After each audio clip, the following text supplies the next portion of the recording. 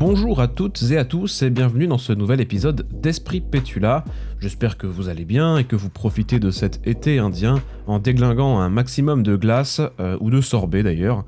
Pour ma part d'ailleurs, j'ai pris ma carte de fidélité chez la Fabrique Givrée et c'est une carte de fidélité qui me permettra, si jamais je dépense quelque chose comme 600 balles, d'obtenir un pauvre supplément chantilly de merde ou un truc du genre sur ma prochaine commande. Enfin bon, voilà, c'est la petite parenthèse qu'on va directement fermer. Comme d'habitude, et je le dis en début de podcast cette fois, si le contenu vous plaît, n'hésitez pas, limite je vous mets un peu le couteau sous la gorge, à liker le contenu, à vous abonner au podcast ou à ma chaîne YouTube. Vous pouvez également venir sur Twitch si vous voulez passer un peu de temps en live avec moi, je dessine régulièrement. Tous les liens sont dans la description et j'ajoute même le lien de mon Ko-fi. Si toutefois vous voulez me soutenir financièrement, vous avez comme ça accès à du contenu exclusif de temps en temps. Donc vous avez vraiment 1001 façons de me soutenir. Aujourd'hui, je vais vous raconter une petite aventure qui a débuté au mois de mars et qui s'est achevée le mois dernier, puisqu'avec 3 compères, nous avons sorti un jeu vidéo. Et oui, je vous parlerai de ce gros achievement dans ma vie, mais juste avant, on va quand même faire un point sur certaines annonces qui ont eu lieu, et juste avant, on va quand même rassembler nos esprits. Esprit Pétula.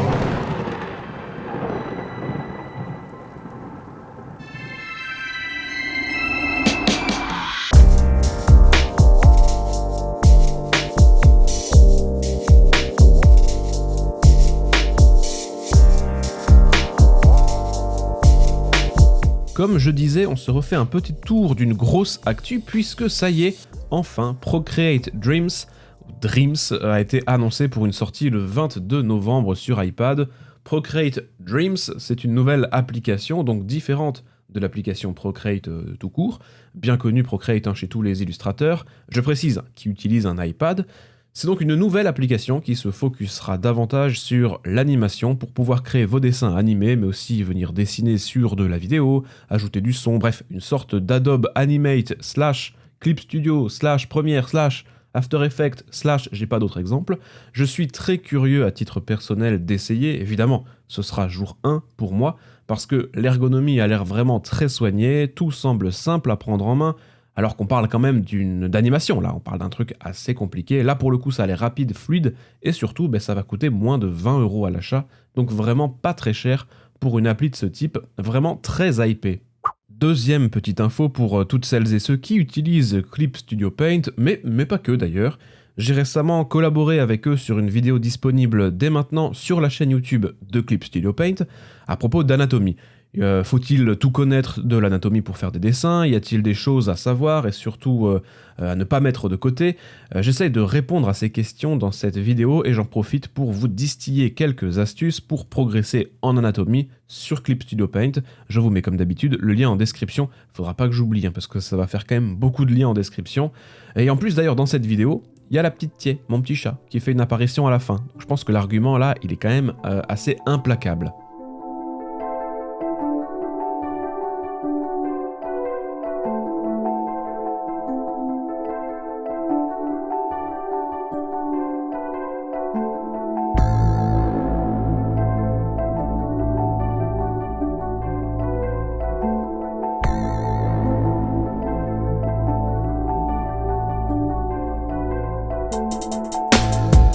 Allez, il est l'heure de parler du sujet du jour, car oui, j'avais envie de vous parler de ça, c'est une petite aventure qui m'est arrivée cette année, on a sorti un jeu vidéo, je vais pouvoir vous dire un peu comment ça s'est passé dans mon cas, les logiciels, l'organisation, le sujet du jeu, etc. Et je me dis que ça pourrait intéresser certaines personnes de savoir un petit peu comment ça s'est passé tout simplement. Vous le savez peut-être pas, mais je joue vraiment à beaucoup de jeux vidéo. J'ai depuis tout petit été un énorme geek et ça s'arrange pas du tout. D'autant plus qu'on a eu Diablo, là, Into Starfield, et qu'actuellement ma vie consiste à me débarrasser de pirates de l'espace et d'explorer des planètes. Lorsque j'étais aux Beaux-Arts, j'en ai déjà parlé, mais c'était il y a quoi, je vais pas trop me vieillir, une dizaine d'années, j'ai rencontré une personne qui était dans la même promo que moi, qui s'appelle Florian Hurtaud, qui par la suite, lui, s'est lancé dans le jeu vidéo et a même fondé un studio de jeux vidéo qui s'appelle Flying Hawk Game, avec Thomas Altenburger, qui, lui, Thomas, est plutôt du côté du code, là où Florian, comme je présentais, va être plutôt tourné vers la partie graphique. Donc c'est un petit studio de jeux indépendants basé à Metz, et peut-être que vous avez déjà eu entre les mains un de leurs jeux comme Neurovoider ou Scourgebringer, des jeux en pixel art très énervés, avec une bonne dose d'action, de screen shake. Le screen shake, c'est comme un milkshake, mais il n'y a pas de lait. Et en fait, c'est quand l'écran il secoue dès qu'il se passe quelque chose d'un peu bourrin à l'écran. Donc c'est très stylé. Donc situation de base, je connais une personne qui travaille dans le milieu du jeu vidéo. Et dans le milieu du jeu vidéo, il y a régulièrement, partout en France et dans le monde, ce qu'on appelle des game jams. Alors je vais vraiment partir de zéro pour que tout le monde ait les mêmes infos. Une game jam, ça va être un événement organisé sur un temps donné, pendant lequel des participants vont devoir créer un jeu vidéo selon un thème donné lui aussi. Il n'y a pas de gagnant, il n'y a pas de perdant, c'est surtout l'occasion de rencontrer d'autres personnes, de travailler ensemble sur un même projet. Donc l'idée, c'est que par exemple, on va vous dire, vous avez 24 heures pour faire un jeu vidéo sur le thème de... Vous donnez un thème, et ensuite, les participants qui sont là vont former des petits groupes, vont s'associer par affinité ou par corps de métier, et vont pouvoir comme ça sortir un jeu vidéo ou une démo de jeu vidéo ou un concept de jeu vidéo à la fin de la période donnée.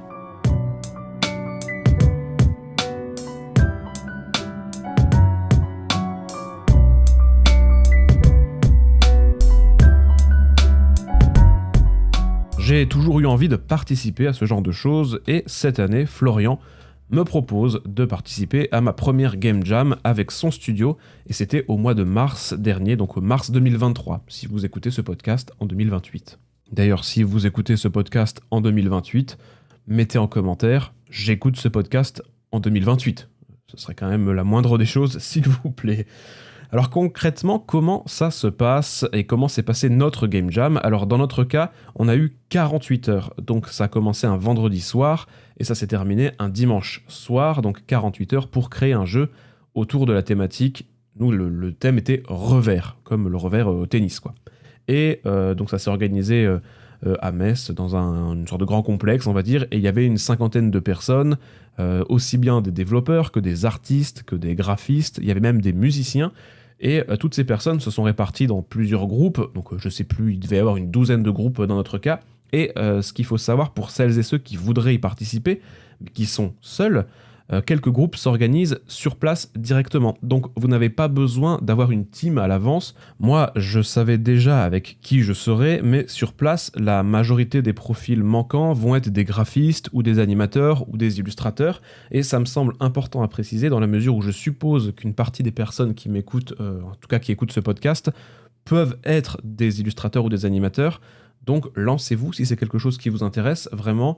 Moi, sur le moment, il y avait plusieurs développeurs qui cherchaient des personnes capables de travailler sur des aspects visuels des jeux vidéo, et il en manquait cruellement dans la plupart des game jams, ce qui fait que ces développeurs allaient travailler avec des ressources libres de droit sur Internet.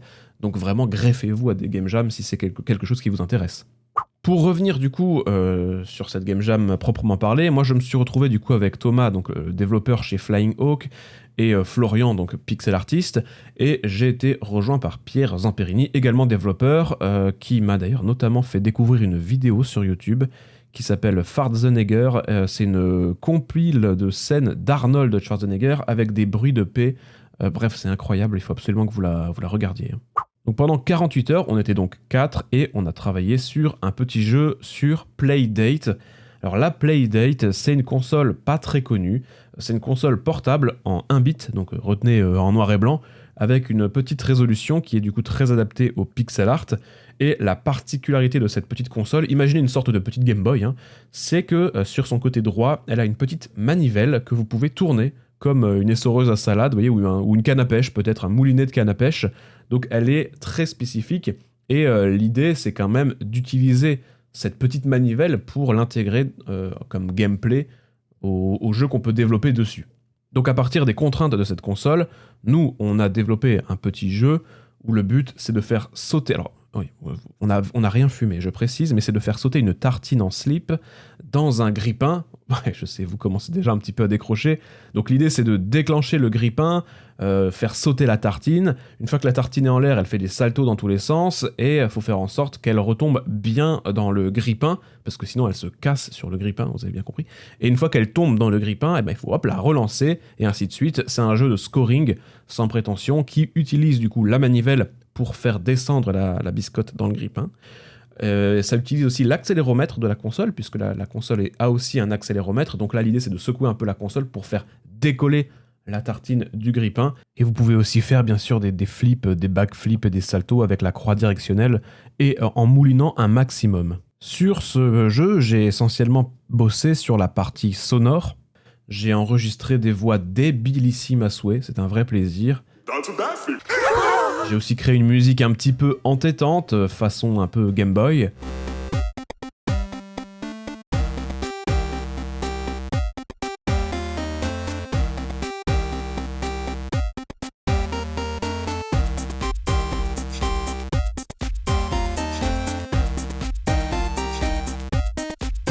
Et j'ai travaillé aussi sur quelques aspects graphiques et quelques animations. Après, j'ai pas envie de me dénigrer parce que c'était ma première expérience du genre, donc je peux pas comparer mon niveau avec le niveau des professionnels qui font ça depuis 10 ans, avec qui j'étais, mais vraiment, le niveau des autres membres du studio, c'était stratosphérique. Il y a Florian, mon pote des Beaux-Arts, qui anime en frame by frame, donc c'est-à-dire il va dessiner chaque image de chaque animation à une vitesse, c'est hallucinant à regarder, le workflow et tout. Petite précision, pour ceux que ça intéresse, on a fait toutes les animations et les visuels sur un logiciel de pixel art qui s'appelle Asprite ou Asprite, qui est vraiment excellent pour ce genre de projet et qui coûte en plus pas très très cher, qui est dispo même sur Steam, sur plein de plateformes. Et puis voilà, si jamais ça vous intéresse, téléchargez Asprite. Et puis de l'autre côté, au niveau développeur, Thomas Altenburger, qui lui officie aussi depuis pas mal d'années dans le studio Flying Hawk. C'est aussi une manière assez impressionnante de bosser parce qu'il faut penser le gameplay, penser le game feel, et comment traduire une intention à travers des lignes de code construites, organisées pour que le joueur ressente ce qu'on a envie de faire. C'est des mathématiques, c'est un micmac, c'est un casse-tête et c'est vraiment assez passionnant d'écouter les développeurs réfléchir à la manière dont ils vont devoir interpréter une astuce de gameplay en code. C'est vraiment des métiers passionnants et vraiment autant l'illustration, l'image, c'est plutôt mon domaine, donc j'arrive à comprendre à quel point ce que fait Florian à l'animation c'est impressionnant, autant le code. Alors genre pour moi les développeurs c'est vraiment des surhommes, je comprends rien du tout au code. C'est des mutants qui parlent un langage extraterrestre qui, en mettant des lettres avec des parenthèses et des chiffres, et ils arrivent à faire en sorte que ton dessin de biscotte fasse des saltos si tu tournes une manivelle. Pour moi, c'est vraiment de la magie pure.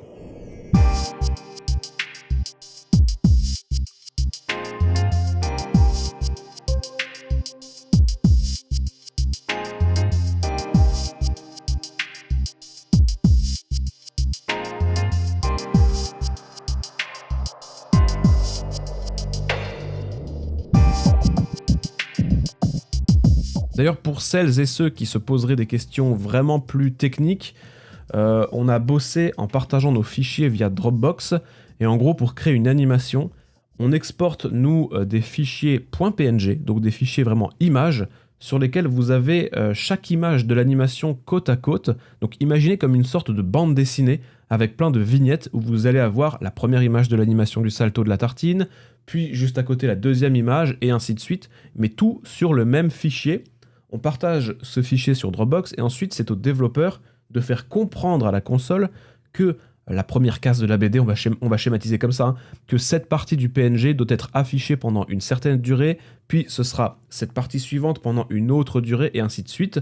Finalement, la console va lire votre bande dessinée à une vitesse très rapide qui va donner l'impression de mouvement. Encore une fois, c'est vraiment de la magie pure. Bref, au bout de 48 heures, on avait notre petit prototype. Et franchement, ça avait une bonne gueule et on s'est dit, allez, chiche, on essaye de le sortir vraiment sur la Playdate. En réalité, on n'a pas vraiment utilisé le mot chiche. D'ailleurs, je sais même pas si beaucoup de gens utilisent vraiment le mot chiche. À partir de là, le studio a contacté Playdate et effectivement, les feux verts se sont allumés pour que notre jeu sorte cet été, toujours en 2023. Je précise pour ceux qui écouteraient, cette fois-ci en 2047. Si vous écoutez en 2047... eh bien, mettez un petit commentaire. Si YouTube existe toujours, mettez « Nous sommes en 2047 ». Bref, à partir de là, on s'est revus une fois supplémentaire pour peaufiner quelques petites choses, notamment retravailler l'interface, finir quelques assets par-ci et par-là, et c'était fait, c'était fini, et on allait sortir notre jeu pour de vrai. Alors de mon côté, c'est allé assez vite, et j'avoue que c'est un sentiment assez bizarre que des gens du monde entier, possédant une Playdate, puissent jouer à Tartine Show, puisque c'est ça le nom du jeu, Tartine Show. Ça fait un petit peu drôle, c'est mon tout premier jeu, même si j'ai pas travaillé autant de choses que j'aurais aimé, compte tenu des délais courts d'une game jam, et du fait que je découvrais aussi cet univers. Mais quel pied quand même, et l'aventure d'une game jam aussi, être enfermé entre guillemets pendant 48 heures à boire des Red Bull et à travailler sur un jeu jour et nuit, et ben en fait c'était vraiment bien, même si j'étais très fatigué à la fin. Je commence vraiment à comprendre ces phrases que j'entends, c'est surtout de la part des musiciens qui sortent un album. Le plaisir, et c'est vraiment dans la confection de l'objet, la liberté, le choix de faire une tartine avec un slip ou sans, le choix de placer ce pixel, de faire ce son, cette musique. En fait, la partie création, j'ai toujours aimé créer, et là on est en plein dedans, et puis plouf, quand le jeu sort, c'est comme un disque pour un artiste, même si c'est un petit projet, dans le cas de Tartine Show, bah il ne t'appartient plus, il te quitte d'un coup, et c'est très étrange, c'est presque comme si quelqu'un d'autre avait eu la chance de bosser dessus et que c'était plus ton bébé du tout.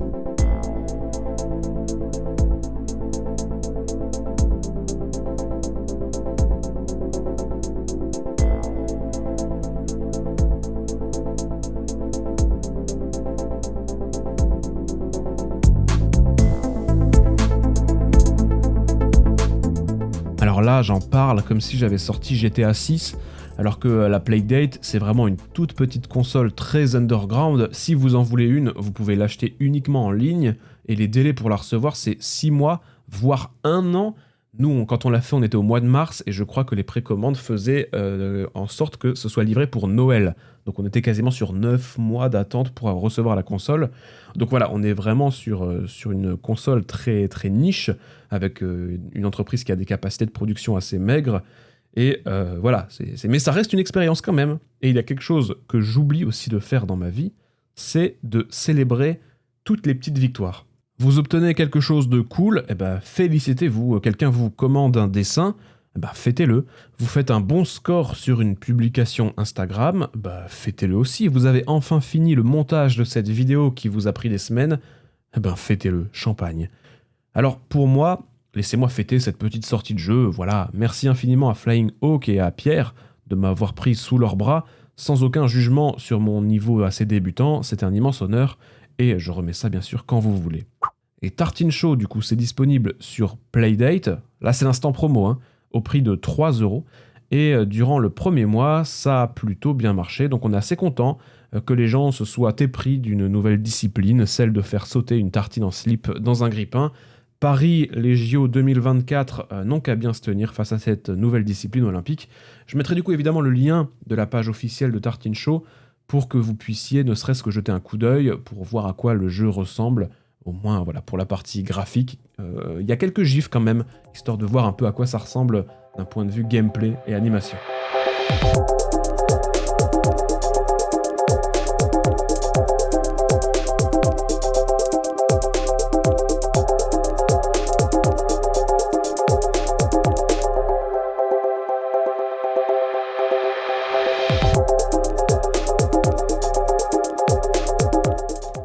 Et voilà pour le podcast de cette semaine, petit podcast sans prétention, petite histoire que je voulais vous raconter. On se retrouve la semaine prochaine avec un podcast pour le coup un peu plus dense qu'on a déjà enregistré. Je dis on parce que encore une fois je ne serai pas seul. J'ai hâte que vous puissiez l'écouter, j'ai juste le montage à faire et tout. Bref, ça c'est mon boulot. Vous de votre côté prenez soin de vous, faites de beaux dessins et on se dit à très très bientôt. Ciao ciao ciao.